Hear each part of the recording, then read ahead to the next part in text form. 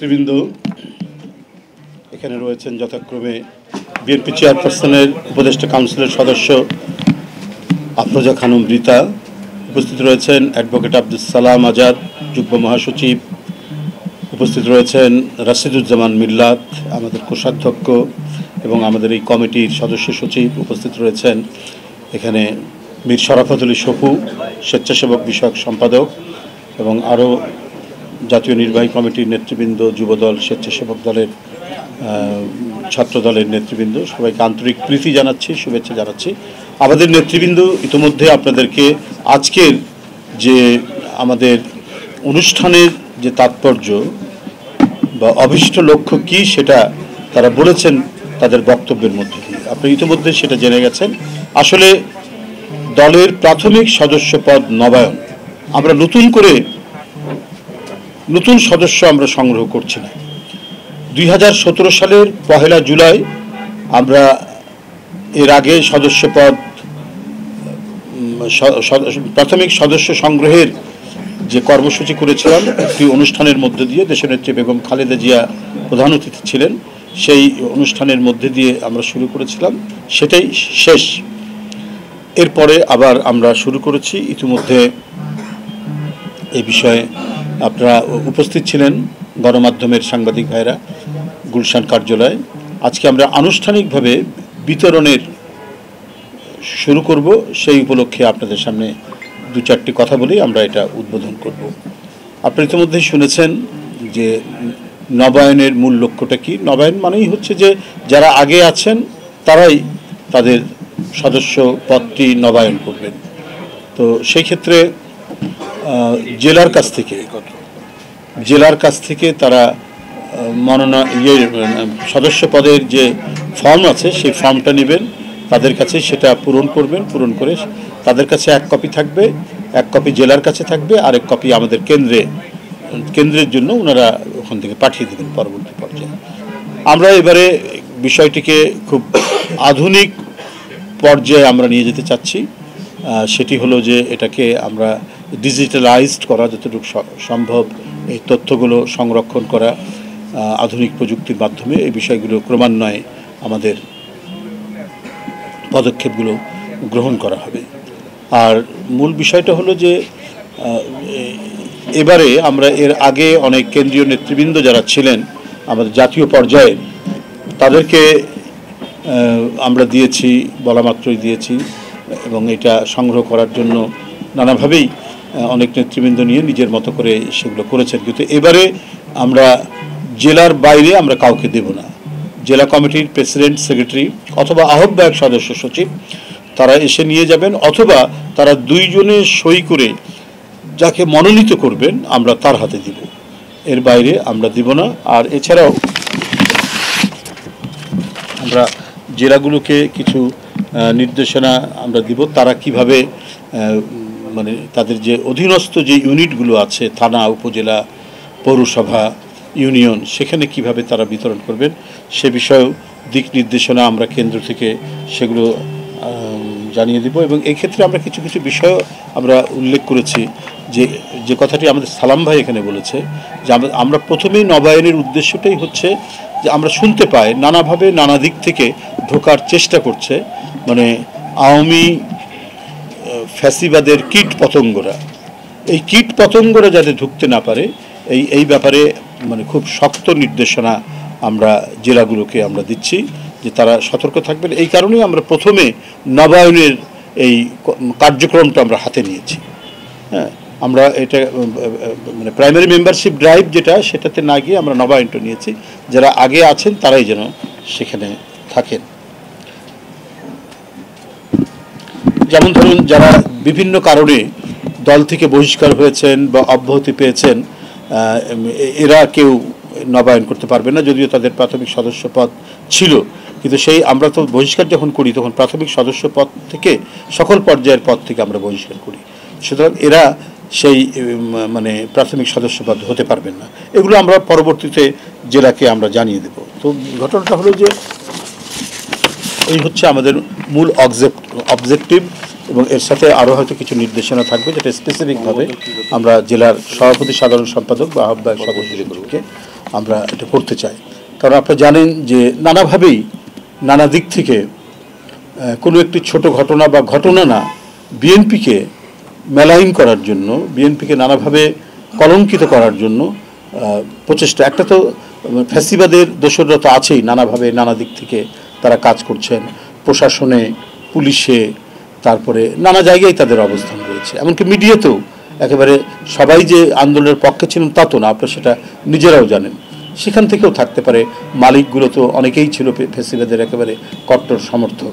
তো সেই কারণে আমরা যাতে আমাদের কার্যক্রম এবং রাজনৈতিক কর্মকাণ্ডগুলো যাতে অনেক স্বচ্ছ হয় এবং এখানে কোনো দিক থেকেই যাতে দোসররা ঢুকতে না পারে বা কোনো ধরনের অপপ্রচার বা অপতথ্য, যেটা আপনারাও দেখতে পাচ্ছেন দেশ বিদেশ থেকেও ছড়ানো হচ্ছে, সেগুলো যাতে করতে না পারে, এই সব পদগুলো বন্ধ করার জন্য এই নবায়ন কার্যক্রমটা অনেকখানি গুরুত্বপূর্ণ বলে আমরা মনে করি। আবার অনেকে দেখছেন যে আন্দোলনের পক্ষে হয়তো ছিলেন, কিন্তু মানে ওই যে ঘোলা পানিতে মাছ শিকার করার যে একটা বিষয় থাকে, সে ধরনের ঘোলা পানিতে মাছ শিকার করারও আমরা প্রচেষ্টা দেখছি নানাভাবে। হাসিনার পতন হতে না হতেই সে পালিয়ে যাওয়ার সাথে সাথে আমরা নানা কথা শুনেছি, নানা ধরনের বক্তব্য আমরা পেয়েছি, যেটা অত্যন্ত অ্যালার্মিং। এবং সেগুলো কিন্তু আমরা যা বলছি সেটা কিন্তু আমাদের আমরা প্রতিক্রিয়া। আমরা কিন্তু প্রথমেই যে এই গণতান্ত্রিক শক্তির বিভেদ হোক এই ধরনের কোনো কথা আমরা বলিনি, কিন্তু আমরা যখন দেখছি অন্যদের কাছ থেকে এই জিনিসটা আসছে, তখন তো আমরা তো একটি রাজনৈতিক দল, আমরা একটি বড় রাজনৈতিক দল বাংলাদেশে। তো বড় রাজনৈতিক দল তো আমাদের তো নিশ্চয়ই সেটি গায়ে লাগবে। আমরা প্রাণপণে চেষ্টা করেছি একটা বৃহত্তর ঐক্যের মধ্যে দিয়ে গণতান্ত্রিক সংগ্রামকে বেগমান করার, এবং সেই সংগ্রামের তো একটা রেজাল্ট এসছে। এবং যে প্রেক্ষাপট তৈরি করতে হচ্ছে, এই প্রেক্ষাপট তৈরি করার ক্ষেত্রে দেশনেত্রী বেগম খালেদা জিয়া এবং আমাদের ভারপ্রাপ্ত চেয়ারম্যান তারেক রহমানের যে অনন্য অবদান, সে অবদান তো এই দেশবাসী কোনোদিনই ভুলে যায়নি। এবং এই যে তাদের নেতৃত্ব এই গণতান্ত্রিক সংগ্রামকে চূড়ান্ত পর্যায়ে নিয়ে আসার ক্ষেত্রে আমাদের এমপি ছিলেন, নির্বাচিত প্রতিনিধি ছিলেন, ছাত্র, যুবক, কত অসংখ্য মানুষের জীবন দিতে হয়েছে। আর জুলাই আগস্টের বিপ্লবে তো একেবারে অকাতরে যে রিক্সাওয়ালাগুলো মারা গেছে সেগুলোও তো বিএনপির সমর্থক। কত ছাত্র এবং যারা তরুণ শিক্ষার্থী, এদের অনেকেই হচ্ছে বিএনপি পরিবারের সন্তান, আর সরাসরি ছাত্র দল করে বা যুব দল করে এরাও তো অনেকে মারা গেছেন, শহীদ হয়েছেন। তো তারপরেও বিভেদের সুর যখন কেউ বাজান, বিভেদের মানে সুরের বাঁশি যখন আমরা শুনতে পাই, তখন আমরা মনে করি যে কথাটি প্রথমে বলেছি সেটা মানে সেই যে ঘোলা পানিতে মাছ শিকার, সেই প্রচেষ্টা আমরা দেখতে পাচ্ছি বিভিন্নভাবে, বিভিন্ন ক্ষেত্রেই আমরা সেটা দেখতে পাচ্ছি, যেটা মোটেই কাম্য হওয়া উচিত নয়। কারণ আমাদের এই আন্দোলনের বিজয়, এটা অনেক বড় শক্তি, অনেকেই এটা ভালো চোখে দেখেনি। নানা ধরনের মানে রাষ্ট্রের বাইরে থেকেও তো অনেক চক্রান্ত ষড়যন্ত্র আছে, ভেতর থেকেও আছে।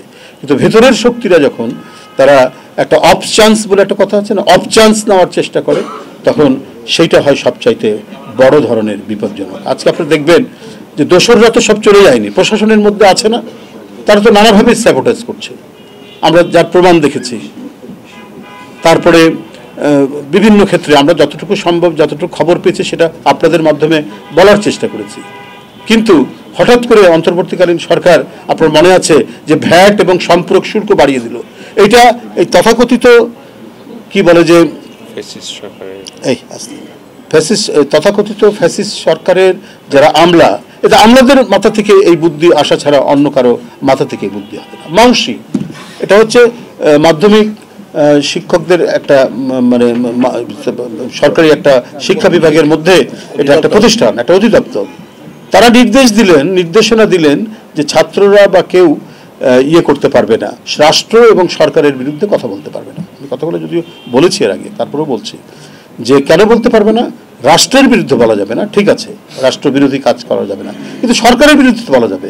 এই কথাটাই শেখ হাসিনা বলেছিলেন যখন উনি ক্ষমতায় ছিলেন, যে সরকার মানে সরকারের বিরুদ্ধে বলাই মানে রাষ্ট্রের বিরুদ্ধে বলা। আমরা যদি গণতন্ত্র মেন করি, আমরা যদি গণতন্ত্রের চর্চা করি, তো সরকারের বিরুদ্ধে কথা বলা তো এটা তো রাষ্ট্রবিরোধী কথা না। গণতন্ত্রে তো আপনি প্রাণ খুলে সরকারের বিভিন্ন নীতি বিভিন্ন কর্মকাণ্ডের সমালোচনা করতে পারেন।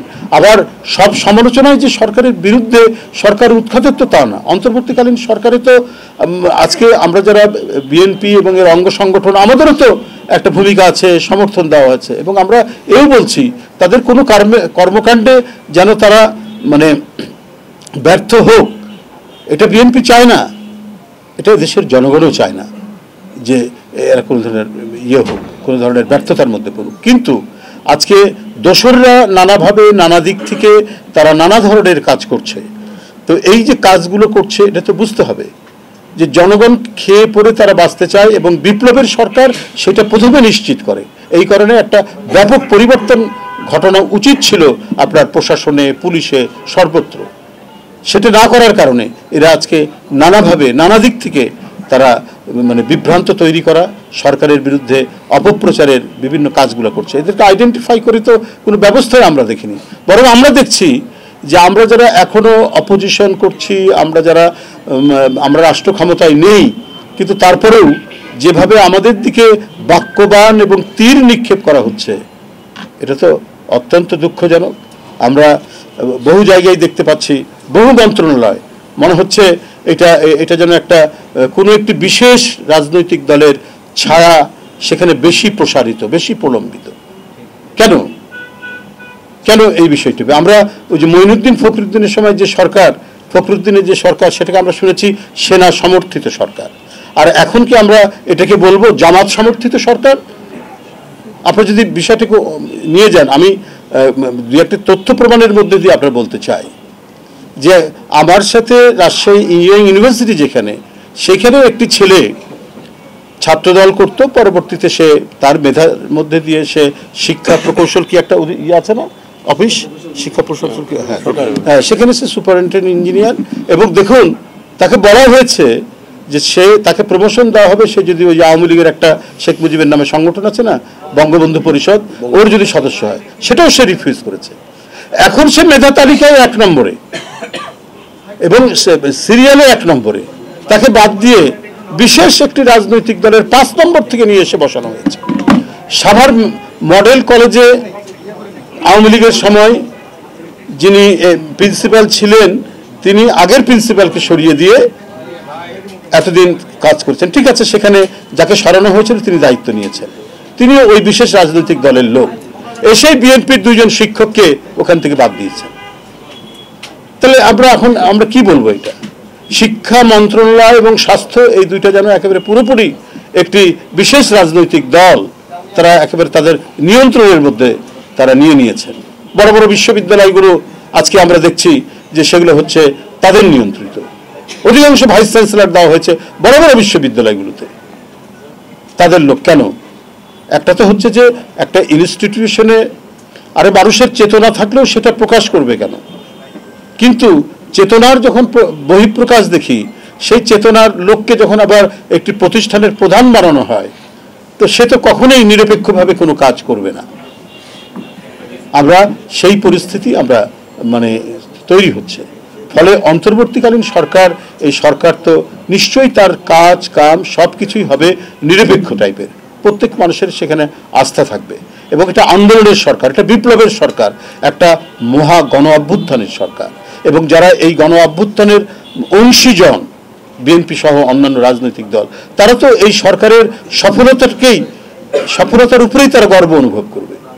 কিন্তু এখানে যদি কখনো পার্টিজান দেখা যায়, যে কোনো দিকে হেলে পড়ার বিষয় দেখা যায়, কারো প্রভাব বৃদ্ধির যদি বিষয় দেখা যায়, তাহলে তো আপনার সমালোচনার যে বড় বড় প্রশ্নবিদ্ধ চিহ্নগুলো প্রসারিত হতে থাকবে, এবং এইটাই দেখা যাবে। যাই হোক, আমি আর এই বিষয়ে বলতে চাই না। আপনারা যে উদ্দেশ্য নিয়ে আজকের এই অনুষ্ঠান, সেই বিষয়ে আমি আপনাদের কথা বলেছি। আমরা এখানে উদ্দেশ্যও আমাদের আরও রয়েছে যে নানাভাবে নানা যে অপপ্রচার করা হচ্ছে, এবং ভেতর থেকে বাহির থেকে সব কিছু চলছে। তো আমরা এটি আপনাদের সামনে কিছু তুলে ধরেছি এর আগেও, এখনও তুলে ধরলাম। আমাদের কর্মকাণ্ড এখানে যারা আমাদের দল করেছেন এবং এই 17 বছর নিরবচ্ছিন্ন